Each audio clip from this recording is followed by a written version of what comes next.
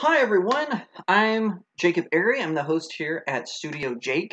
Today I've got a very special episode. Now I realize that this episode was supposed to happen sooner, but some unforeseen circumstances happened, so I had to delay it a little bit, so I apologize. But we're here and it's the Sonic the Hedgehog special. So be sure to like, subscribe, and ring that little bell. Do me that favor. I'm a new YouTuber. I'm still growing. But I'm going to be talking about Sonic the Hedgehog. Why? Because IDW Publishing, a comic book company, has relaunched Sonic after the Archie comic one has come to an end. So sit back, relax, welcome to StudioJake.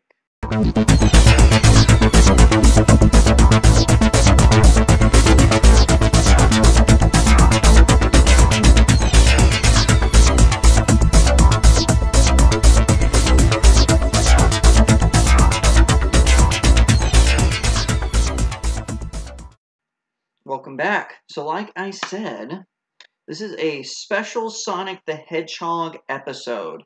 I'm a huge fan of Sonic the Hedgehog. I used to collect the comic books whenever I was a wee lad, and it was actually one of the first comic books I collected.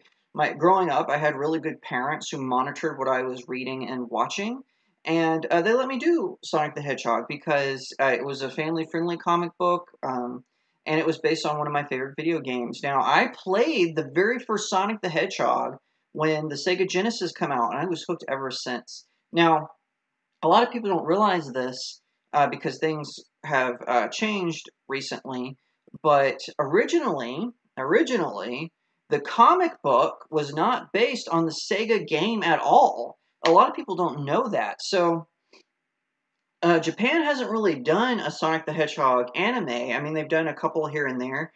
They did an OVA that was a three-part miniseries that they combined into a movie, and it was just called Sonic the Hedgehog, and it was about Sonic facing off on an unknown planet. It was split into two dimensions. Robotnik ruled one. Sonic and his friends would protect the other from his invading robotic forces. And it had a Hyper Metal Sonic, who's a villain. I believe in Sonic the Hedgehog 3. Let me know if I'm wrong in the comments below, but I think it is 3 where Metal Sonic is one of the villains. But anyway, it had all the best characters. It had Tails and Knuckles. For a while, I went through a stage where Knuckles was actually my favorite character, but because the video game, he only had one solo game on 32X, Sonic kind of came to the forefront of my mind. I still think Knuckles is his best side character. Sorry for all you Tails fans, but it's just the way it is. So I started collecting the comic books by Archie Comics, and I was really confused because they weren't based on the video games. They weren't based on the OVA, but they had all these other characters like Princess Sally Acorn, Rotor the Walrus, Bunny Rabbit, Antoine Decollette, and all these other character named Snively, all these really bizarre characters that I had never heard of and didn't know where they came from. And I wasn't really sure what to make about this. I mean, it was a little odd. It was a little strange. But then I found out, thanks to Saturday Morning on UPN, shout out to the original Saturday Morning cartoon crowd, UPN had this show that was not based off Sonic Adventures, which was kind of a silly kids show. Robotnik was a bumbling buffoon. He had 3 robots sidekick. If I was Robotnik, I would have just given up in that show because it was kind of ridiculous. But there was a darker show that was just called Sonic the Hedgehog. Jaleel White, yes, Urkel, voiced Sonic in this show. And in this universe, or this television show, Dr. Robotnik conquers a planet called Mobius, and the king, it's a monarchy, and the king vanishes. So his daughter, Princess Sally Acorn, who's a squirrel, if you can probably imagine that, she becomes the leader of this resistance, and Sonic, with his super speed, he kind of becomes like their main go-to guy. And they had all these characters, Antoine Decollette, who's kind of he wants to be a soldier like his father, but he's also kind of cowardly. And Bunny Rabbit, who was a freedom fighter who got partially roboticized with a robot arm and legs. You've got Tails, of course, who was just a little kid in this one. Amy Rose just had like sporadic appearances. All those other crazy stuff. So, and Knuckles didn't make an appearance in the show at all. He was planning to appear in the second season, but it never materialized. The first season got canceled, but the comic book series by Archie Comics had already started. So they were using the show as their springboard, and it wasn't really. The comic books seemed to take place after the show. It was never really made clear because the comic books actually changed. Antoine had a different surname in the TV show, so it follows these freedom fighters, and the cast of character grows. They create a whole bunch of new ones, and I loved it. It was such a good show, comic book series. I was doing that last week too. It was such a good comic book series. I loved it. It adapted some of the video games. So like, there's one called Sonic 3D Blast, where Robotnik invades this island and roboticizes the birds they're native to the island, and Sonic goes and saves the birds. With the power of the Chaos Emeralds and all this stuff. So the long and short of it is it followed the premise of the show, and it was very interesting. And well, then they come to a point where they actually defeat Dr. Robotnik. He gets killed off. And so there's this big power vacuum where some of his lieutenants are taking over. And Knuckles actually had his own spin-off. He had a mini-series, but then his comic book actually spun off. Because he was so popular. The series didn't last that long. I believe it lasted 30 issues, but it was still pretty good. It kind of dived more in the mythology of Knuckles being the guardian of... it was called the Floating Island in the comic books. In the video games, it was called Angel Island, but it wasn't called the Angel Island in the comic books so much later. So that kind of changed things. So then... in the video games even, a lot of people don't realize this because they don't know their nerd history, but Dr. Robotnik was originally called Dr. Eggman in Japan. And when they brought him over, they didn't think that was sinister enough, so when the English Sega crowd changed his name to Robotnik. And the comic books, he was called Dr. Ivo Robotnik. And he had a nephew named Snively, who I mentioned earlier. So the freedom fighters are making headway. They restore the king to the throne. The king's ruling. And what happens is Sonic faces off against a whole other sorts of villains. So Robotnik had all of these generals, lieutenants. Crocbot was one. You find out Antoine's father is another. But his main villain for a while was this character who's a mammoth. His name escapes me, but he was magical. He had a magic sword that you find out belonged to the king. And... then also, the main villain was a wizard named Exus Nagus. So,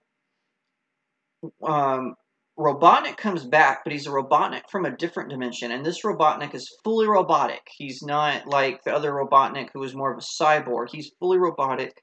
And around this time, Sonic Adventure launched. So Sonic Adventure was Dreamcast. I think Dreamcast came a little after the Robo-Robotnik. And... that is when Sega England and America started to transition Robotnik into being called Dr. Eggman. Again, lamest name for a bad guy ever. Lame. So, the comic books started to imitate the video games a little bit. They did an adaptation of Sonic Adventure. They did an adaptation of Sonic Adventure 2, I believe even Sonic Heroes.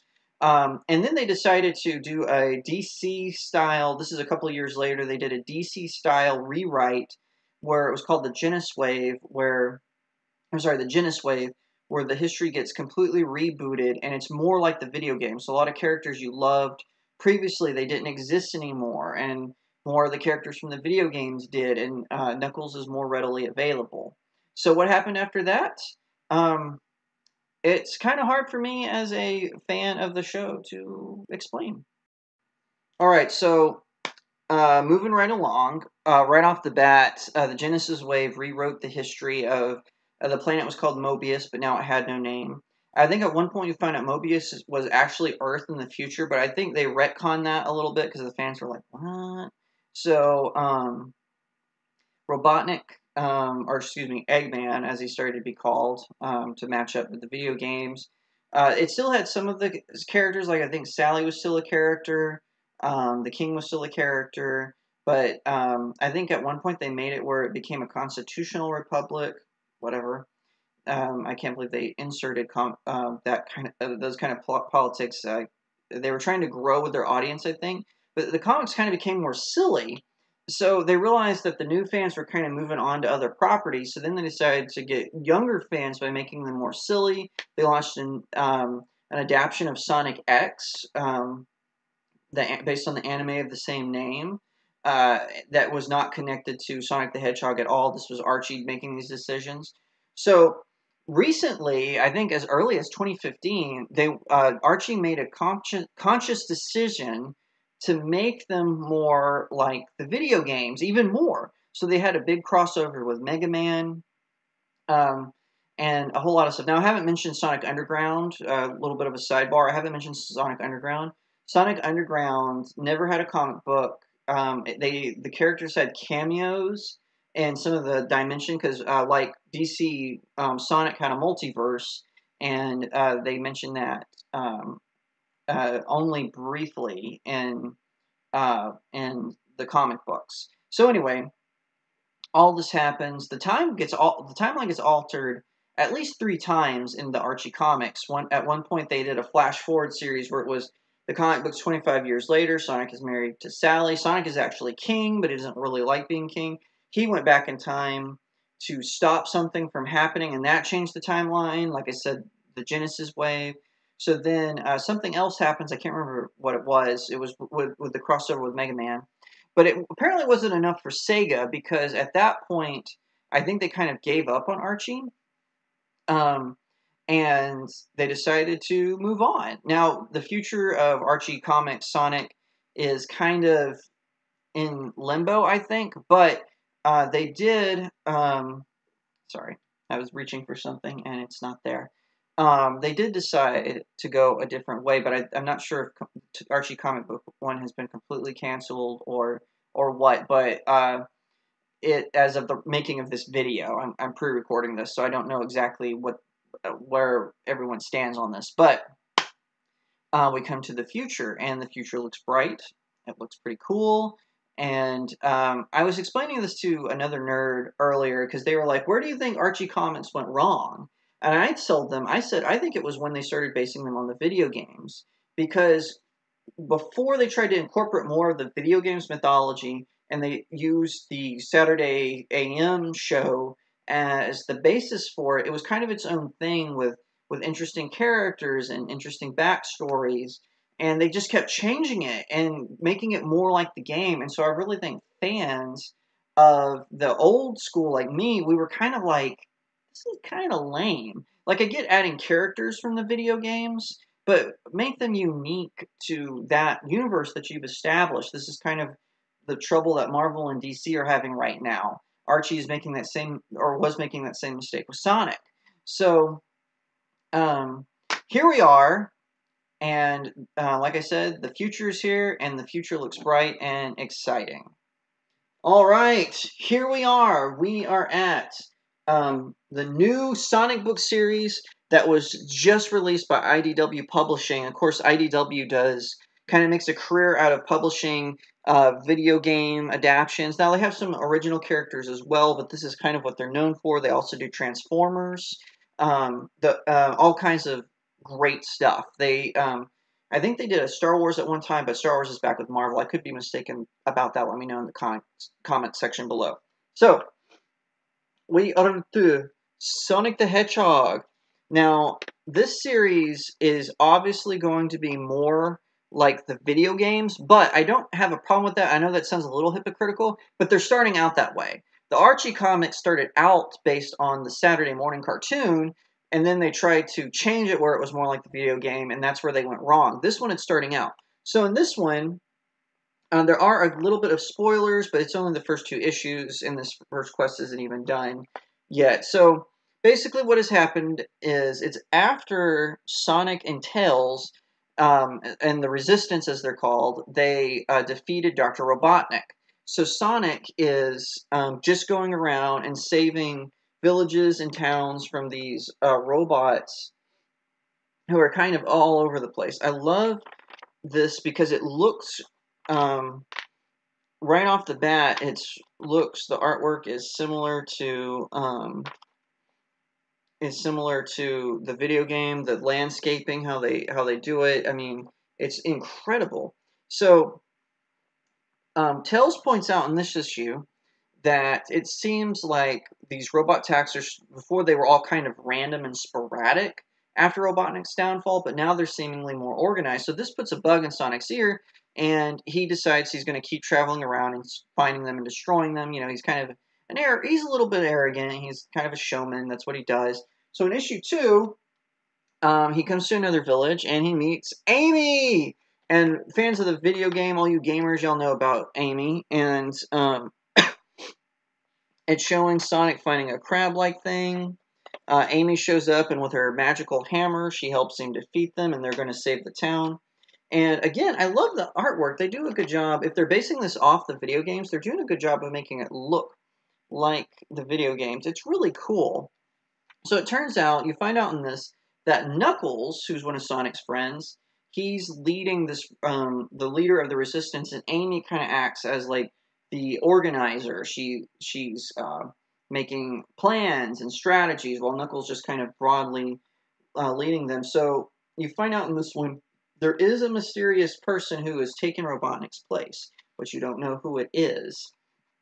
So it's Sonic and Amy and Tails. They don't think it's Robotnik himself, because Robotnik, he's kind of grandiose, as they say. He would definitely be making it known that he was back. So you don't really know who this person is, but I'm excited for issue 3 because it's got Knuckles. And like I said, Knuckles for a time was my favorite character of the Sonic universe. Now, like I said, it's more Sonic. Knuckles, though, is still my second favorite character. I can't wait to see him and what direction IDW is going to go with this. So like I said, it seems like Robotnik's been defeated, but with these new robot attacks and a new enemy, a new boss, if you will, we'll have to wait and find out what's in store. But from gathering from the first 2 issues, they're going in the right direction. Like I said, since they're starting off being based off the video games, I think it will be good if they keep that and don't try to change it later. But we'll just have to wait and see what direction this series goes. All right, so that's all the time we have for today. Thank you so much for watching. Of course, follow me on Twitter at RealJacobAiry. Instagram is real.jacob.airy. You can find me on Facebook, Author Jacob Airy, and my political commentaries on dailywire.com. And of course, go check out my blog, jacobairy.blog. I've got a ton of graphic novel reviews on there, classic movie reviews, all kinds of stuff.